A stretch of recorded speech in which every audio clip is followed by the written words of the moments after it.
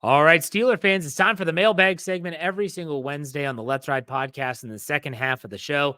Remember, if you're wondering, how do I get my question answered? All you have to do is find me on Twitter. Don't have to follow. You just have to find me at jhartman, HARTMAN_PIT.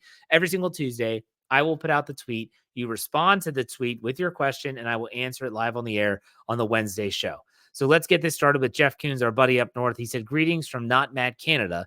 One rookie who has quietly impressed me is Payton Wilson. Yes, he can be overmatched by speedy slot receivers. However, he's got great vision, finds creases in the line and on the perimeter, and makes key stops. What are your impressions?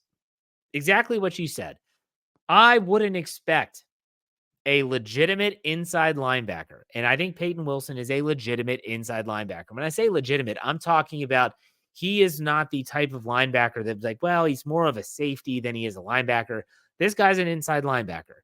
I don't expect them to be able to run with a Joshua Downs type, and that's the receiver you're talking about from Indianapolis who really had his way against him. He can handle himself with running backs. He can handle himself with tight ends. This is the type of options you want. I talked about this in the first half in the DEF CON update when I talked about inside linebackers in the room. I love this room.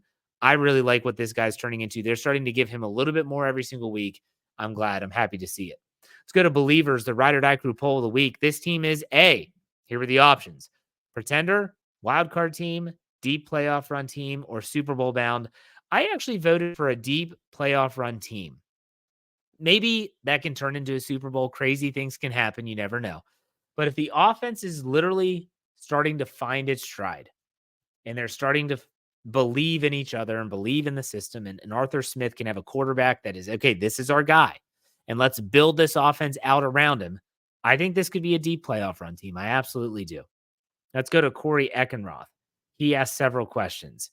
He said, and I used a gif of Wayne's World when they're doing the headbanging to Bohemian Rhapsody. And he said, will you do the Fandango, Jeff? And that's the reference there. He said, how high is the ceiling for the offense now that we have seen what Wilson can bring to the table versus Fields? I don't even want to go down this road and talk about this because one game is such a small sample size for Russell Wilson. In terms of potential, though, you scored 37 points. You scored 37 points, and you did that against a really good Jets defense. I understand that the Beanie Bishop second interception gets you down to the 1 yard line. That's okay. That's one touchdown. Take that away. You still put up 30 points against the Jets defense.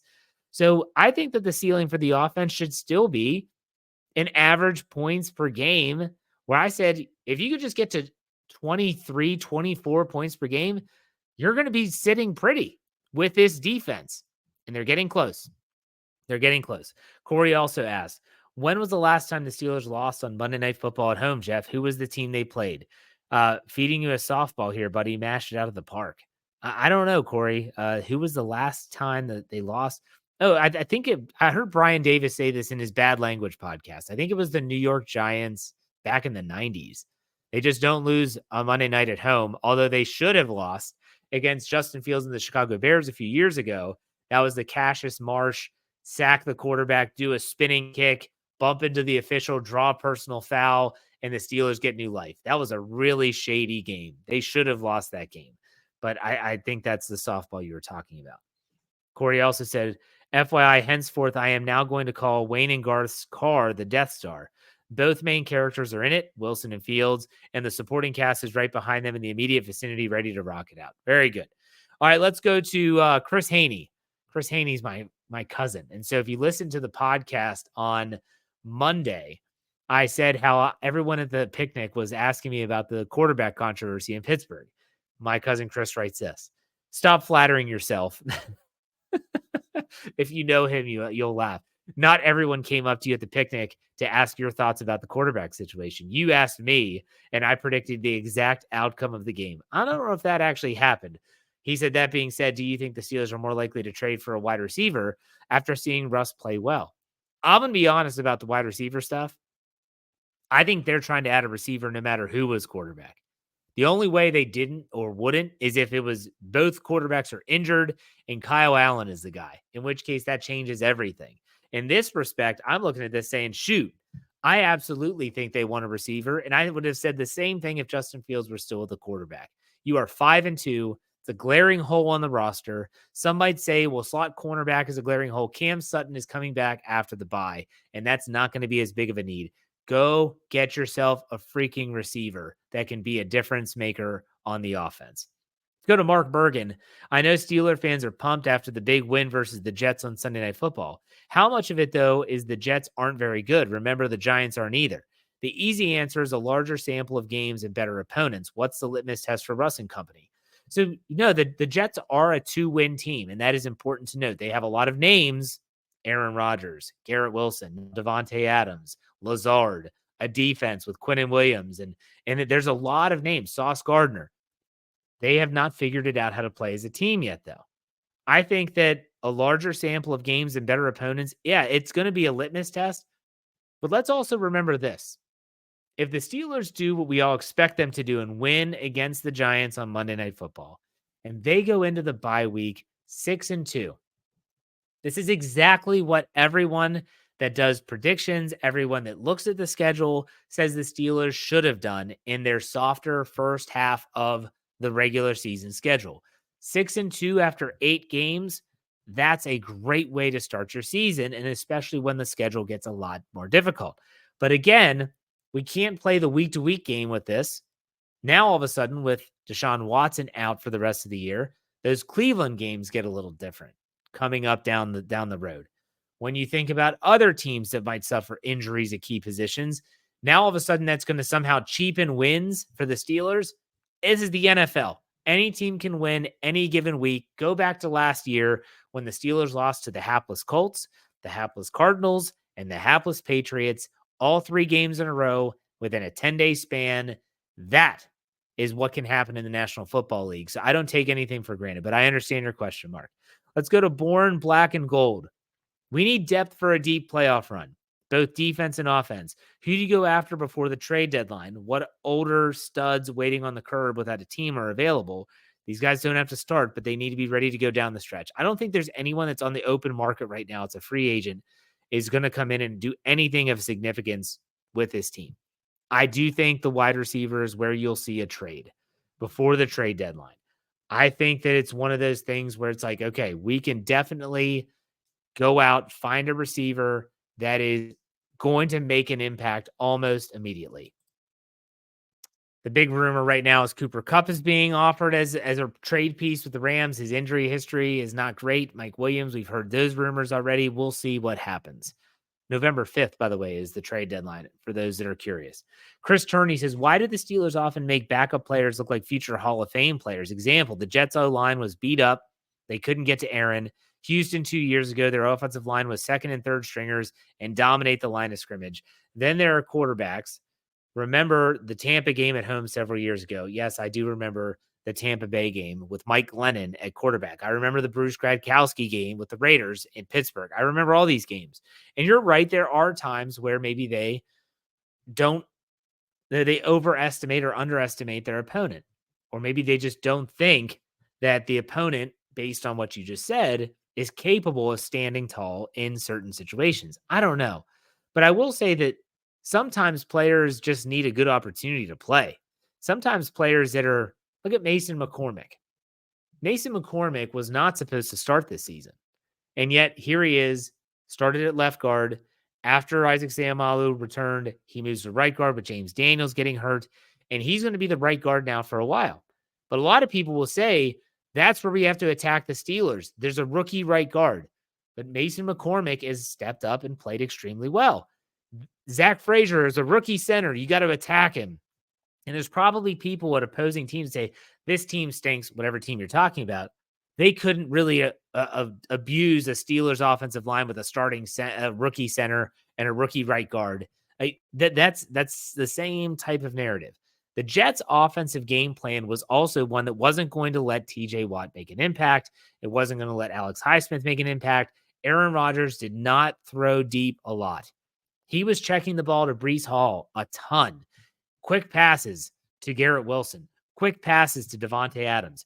That plays into this as well when you're talking about the example you gave of the Jets' offensive line and the Steelers' pass rush. If the Steelers want to get home with 4 and you don't give them a chance to because you're getting rid of the ball quickly, that negates the pass rush. They're paid to do their job too. Afton Ford said, will this team come unprepared for the Giants? I don't think they will. This team's different. It's built like a team. This team seems like an actual team. And I think the leaders, they actually have followers. Russell Wilson, Cam Hayward, TJ Watt, Patrick Queen has a leadership role in the team, Minka Fitzpatrick. They will follow. I don't think they come unprepared. Nathan Van Slyke, hey, Jeff, I was very satisfied with what I saw Sunday night against the Jets from all three phases of the team. No question there, and I agree 100%. Brian Haynes asked several questions. Let's get through these. Here we go. If I can find it. Got it. What will it take for a new contract for Najee Harris? Okay. Najee Harris has got to play well the rest of the year. For Justin Fields, they saw a lot in the 6-game sample size. So let Russell Wilson, if he stays healthy and plays at a high level, let him finish out the year. We'll talk about it then, but it's not going to happen anytime soon. Russ, same thing. Let's see how he finishes the year. Brian Haynes, with Adams to IR and Henderson being the one promoted, do you think the defensive back room has an injury we aren't fully aware of? No, I think they just want capable bodies. If Corey Trice was still healthy, and he's actually able to come off of IR next week, so it would be he could come off IR after the bye week because this is the last game. This is the 4th game for him on IR. Then they wouldn't need Henderson. But when you're relying on James Pierre to be an outside perimeter cornerback, and then what do you have behind him? Nothing.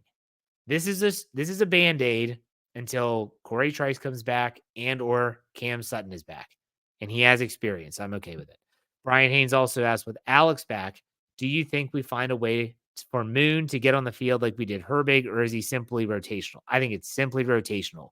What you want to look for is when Herbig comes back, Highsmith and Watt healthy, and Moon's still there. That's a good stable of outside linebackers. And then Brian says, when will TJ start getting calls for him? If it hasn't happened yet, it probably isn't going to happen. And then he said, lastly, party on, Jeff, hashtag Ride or Die Crew. Thank you very much. All right, let's go to Heath Davis. He asked several questions. First, El Jefe. If Russ continues to cook like he did in the second half, I think we can be real contenders. I know it was a small sample size, but maybe the guy who did push-ups on a plane after a loss and is a fiend in the film room might be ready for a comeback. I was talking to someone. I'm going to plug a show I do with Wesley Coleman for the Fans First Sports Network NFL feed. Go check it out if you haven't. Search FFSN NFL wherever you get your podcasts. You hear my 4-year viewing pleasure with Wesley Coleman. You got the NFL Whip Around with Coach KT Smith. Brian Davis does the Fans First Football Show. We have the Call Sheet with Coach KT Smith. And Jeremy Betts does the Draft Dynasty podcast with Andrew Wilbar. It's a great lineup. And I forgot Kevin Tate's No Cap Recap as well. It's a great lineup of shows. Check it out. But we were talking about Russell Wilson, Wesley and I. This was before we recorded. He said Russ didn't play bad last year. It wasn't who they wanted at quarterback. And when it came down to Sean Payton, he just didn't want Russell there. And so he got rid of him. But he didn't play poorly. I think Russell Wilson has a good football left in him. I really do. Next from Heath, is there any chance someone beats the Chiefs this year? Or have the refs already been told what to do? I think the Chiefs are going to lose at least one. I think they're going to lose more than one, but they'll lose. Their offense is struggling. They're going to have an offense. They're going to find somebody. They're going to plague somebody that can definitely go and put them in a position where the Chiefs offense is struggling too, to really have to put points on the board. He said, what is the Jeff Hartman 10 toes down, stone cold, heart-to-heart lock of the week? That's a good question. I haven't really thought about this because I don't preview these questions before I actually do the show. I'm going to say that the Steelers hold the Giants offense under their average of 14.1 points per game. There you go. That's my stone cold 10 toes down, heart-to-heart lock of the week. Let's hope it comes true. I was right last week. I said that the Jets will not rush for 100 yards, and they did not. And then final question. Not only do we seem to have a spark, but we are starting to get guys back from injury. I feel the planets are aligning. What game or games are you looking forward to most the rest of the season? Man, let's just get through this game. But I will say I am looking forward to Jaden Daniels and the Commanders coming off a bye. Really anxious to see if maybe, just maybe, the Steelers could break their Philadelphia streak when they go to Philly. And I'm actually looking forward to the Christmas Day game against the Chiefs. I know that's crazy, but I am. Okay, let's go to Gooby. Gooby has 2 questions. Hope I'm not too late. Mason McCormick, because of obvious circumstances, might turn out to be our best pick of the draft, or at least for the season. It seems we have the future with Mason, Zach, and Troy. And I'm not giving up on Broderick. Not that, and I think those are all fair assessments. I really do. And then he also says, not that the other receivers had incredible stat lines on Sunday, but having a quarterback with better vision definitely will help maximize the smaller amounts that the other guys get open. Have they been that bad, or is Justin just a one read kind of guy, or at least for now? There's a lot of factors to this. Justin is not he's been more of an in pocket guy this year than he ever has been in his career, but he has to get better there. So he's staying in the pocket. They have trained him to stay in the pocket. The problem is now he has to work on his vision from the pocket, seeing those players and those reads develop. But I do think that they're giving Russ a way more leniency in terms of checks, reading things and stuff like that. So there is that caveat. Let's go to Thomas. He said, is Alex Highsmith the glue to this defense and the difference between it being good and being elite? He's definitely a big part of it. But if Nick Herbig's there, he did his job too. Getting them all back, that's when it could be elite. When the Steelers have obviously said, we are planting our flag on this hill that states that we're only going to rush our front four and the back end's going to do their thing and we're going to get home. You need to have Herbig. You need to have Highsmith. You need to have Watt. That's what you need. Let's go to Brandon Diaz. I'm sorry, Gooby asked another one. Any chance the Steelers extend Najee midseason? No chance. They don't do that. They don't negotiate player contracts in the middle of the season. They just never have. All right, let's go to Brandon Diaz. He said, unsung hero of the week. I'll give you one. Corliss Waitman, unsung hero of the week. He's done a great job. He got on a moving train, as Mike Tomlin calls it. He's done a great job. Then next, when will we have an all-pro Minka game? I don't know. I can't predict that stuff. I hope it's soon. Next, I was wrong about Russ. How can I stay level-headed right now? All I see is that 7. Let's just take it one game at a time, right? Part 2 from Brandon.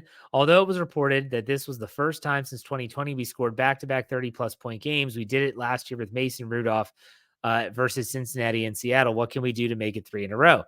They can do it. They just need this Giants defense gave up 28 points to the Eagles last week, and the Eagles pulled all their starters in the fourth quarter. Kenny Pickett was a quarterback. Saquon Barkley was removed from the game.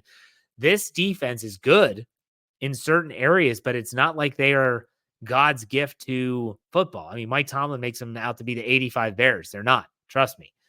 All right, let's go to Doc M. The Steelers in 2024 have gotten above expectation play from the offensive line rookies and backups.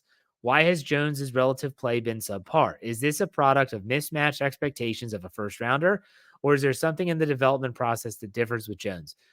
Not every player lives up to the hype. That doesn't mean they're a bust, but not every player would say, boy, that guy really played out to a first round talent. CJ Henderson is a great example. The guy is a first round draft pick in 2020 by the Jaguars and was on the Steelers practice squad in 2024. It just doesn't always work out. Now, if Broderick Jones can just figure some things out and maybe he needs some help with a certain style of blocking and he's got to work on the fundamentals, he is still really young. Let's keep that in mind. Really young. Some people thought he came out of college too early, didn't have the experience. The Steelers got to wade their way through this. Maybe he'll be better on the left side, but we won't know that until next year. We'll see. Let's go to Tom East. Jeff, I hope I'm not too late. Great win on Sunday night. Don't think this will push the team into actually pursuing a legit wide receiver threat. Also, glad you got some family time in. Living here in the Pacific Northwest makes travel home expensive. Ride or die crew for life. Thank you very much, Tom. And yeah, I think they will go out and get a wide receiver at some point. Jason Murphy said, you've called for the gray face mask with the throwback uniforms, and when you're right, you're right. Cam Hayward looked like he stepped out of a highlight reel from 1974. Hope we see that again. I do too. My gosh, if the Steelers said they're going to use their throwback block jerseys without having to say it's a 50th anniversary for a Super Bowl team or something like that, they would sell so many jerseys of just those. And if they said, we're going to rock the gray face mask once and the other time we're going to do the black face mask, just make it special. Change it up. It's okay. When I saw the Green Bay Packers wearing all white, it made me want to puke, though. That's awful. Jay Allen said, after getting a chance to see Mason Rudolph start, what would the 2024 Pittsburgh Steelers record currently be if he was their starter? I did not get to see him play this last week, but I will say this. If Mason Rudolph was the starter, I think the Steelers in 2024 would be maybe 5-3. I say the floor is I'm sorry. The Steelers are 5-2, 7 games, Jeff. So let's say I could say 4-3. Maybe they could be 5-2, but I could also see them struggling in certain games where Justin Fields had to really use his legs to make plays. So I don't know. That's a great question. I haven't thought about that, to be honest. Let's go to Doc Rowe. He said over the past 5 years, the Steelers offense and defense are bottom third of the league, scoring in first quarter. What do you believe are the major reasons for the consistent slow starts to games? This is when, in my opinion, a coaching staff, and maybe Coach KT Smith is better to talk about this, they take a look at what the tendencies are for their opponent, both on offense and defense, and they try to pinpoint how they want to attack those players and those schemes and all of that. It just seems like the Steelers, from a coaching standpoint and a preparation standpoint, are guessing incorrectly. They are not getting a script together that is good. Look at what the Raiders did to the Steelers on their opening drive in Vegas 2 weeks ago. They didn't see a third down. They ran it right down their throat. They did everything that the Steelers weren't expecting them to do, and it paid dividends. That can't happen. So I think the Steelers coaching staff needs to not try and predict what will happen, put in plays that they think set up well against certain packages, and then let's read and react.